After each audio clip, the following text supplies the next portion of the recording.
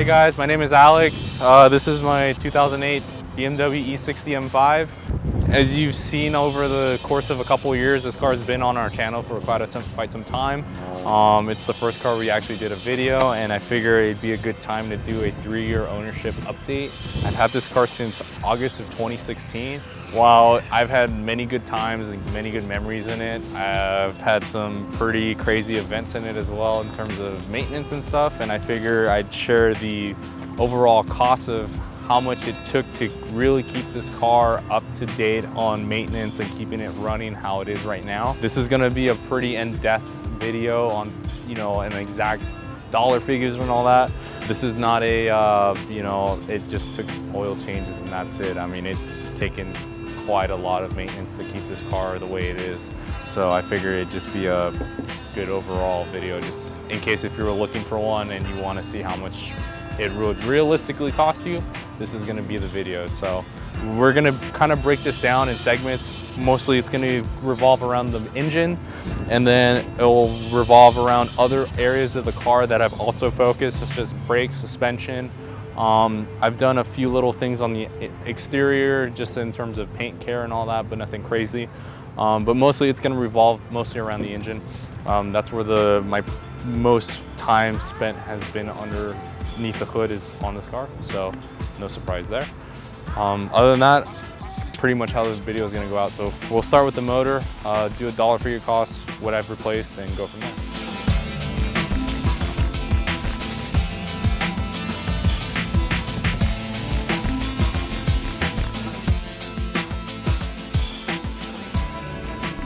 Like I said, no surprise, most of the money that I've spent maintaining this car obviously went to the S85.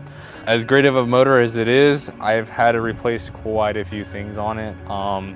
The big one, as everybody knows, the rod bearings, that has been replaced, along with the Vanos line, motor mounts, typical service that would have been carried out when it's been done. That ran me about $3,500, which is kind of on the high end. In terms of the service, had that done at a local shop here in Los Angeles. That was, like I said, $3,500. That wasn't a good day for me. The next thing on the list that is also common on these cars, and I got the real short end of the stick, was both of my idle actuators and both of my throttle actuators went out at the same time. You've probably seen that video highlighted back in May of 2017 of us doing a DIY on that. Even though it was just the idle actuators, we had to do all four. That was about $4,000 in parts. Not a good day as well. Other than that, I mean, it's been periodic little maintenance here and there. I've had to replace a couple little plastic hoses here and there. The big one recently was I did the water pump, pulleys, thermostat, tensioners, and all the belts. That ran me about $600. So in total, I've spent on this motor is about $8,500 to $9,000, and that's without labor. A majority of that was done through me. The only one I hadn't done was the rod bearings, but if you were to take this to an independent, figure you add another 15–20% on top of that value. It's kind of a conservative figure. Couldn't give you an exact figure off the top of my head, but just had that.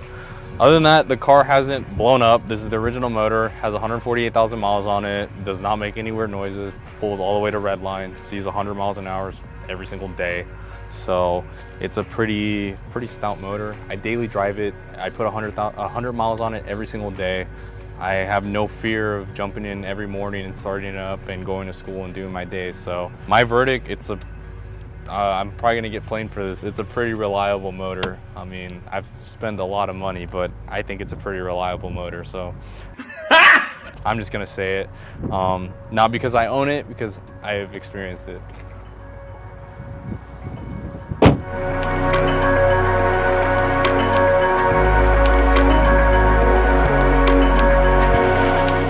On the list that I've done on this car is the brakes and suspension.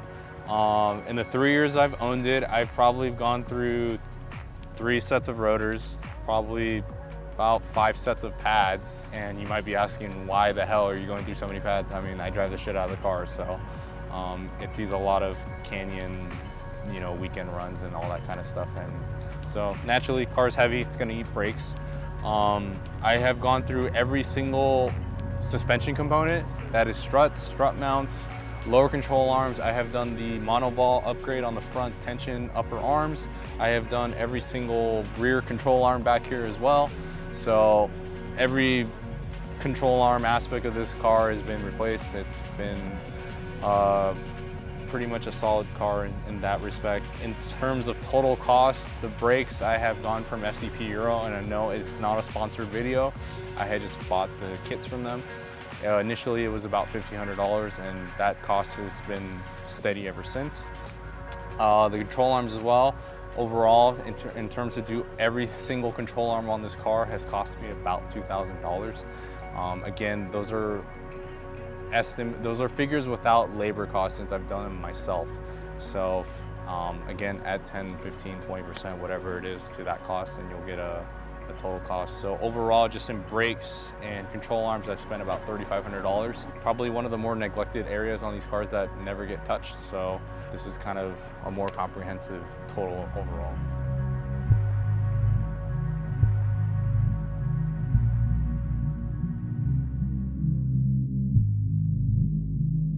As you know, this car was originally an SMG car.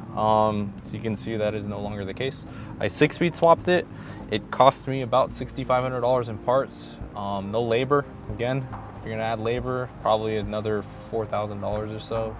Expect to pay maybe around $6,500 if your SMG unit decides to take the dump, or you need to do a clutch job, or your hydraulics fail or something, which is gonna be kind of common. My hydraulics never actually failed, but my clutch actually did go out. Just doing that alone probably would have cost about $3,000 or so. So, I mean, if worst case scenario, an entire transmission decides to take it and just completely stop working, you're probably looking at about $6,500 to replace it. So, yeah, just do a manual swap and just get rid of that thing and just go on with life and never have to worry about it.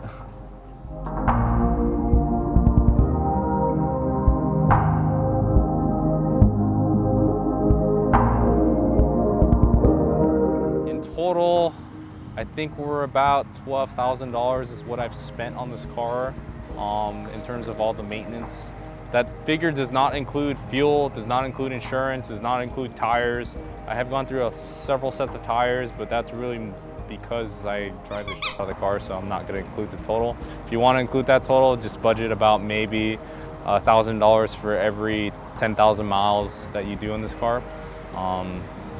But other than that, I would say about $12,000 it's costing me over the course of 3 years to keep this car maintained in the shape that's in. If I were to leave any tips or tricks on owning one of these, is that you want to definitely make sure that you get a pre-purchase inspection before you drop any kind of money on anything on this car. I have seen so many people get burnt on buying E60 M5s that have been so cheap that end up blowing motors and stuff, and that's never fun owning a car. A couple of things I would say is FCP Euro, as you know, again, this is not a sponsored post. They have a great warranty program where you can buy stuff, ship it back, and they will cover the replacement 100%, which is that has helped a lot about owning this car in terms of maintenance costs. Another thing is like looking up M5 board. There's a lot of good information on there. There's a couple Facebook groups that you can join. You could just Google up S85 and they'll come up. But really, I think the biggest tip is try to work on this car as much as you can if you can. This car is not very difficult to work on, in my opinion. It doesn't take too many special tools to own to do the basic stuff on this car. That'd probably be my biggest tip, is being able to just work on this car. If you have to take it to an independent, it can get pretty pricey. So that's probably my biggest tip that I will probably leave, is just being hands-on and doing it yourself and getting nitty-gritty with this thing. But other than that, I mean, this car's been quite the hell of a ride for the next 3 years, and hopefully I get to own it for many more years to come. Hopefully it doesn't do anything crazy. So there's gonna be a lot more videos on this, so make sure you like, rate, subscribe to the channel, because the never-ending amount of replacing parts will never end on this thing. So that's pretty much it. So make sure you hit the subscribe button, and you'll be seeing more videos of this.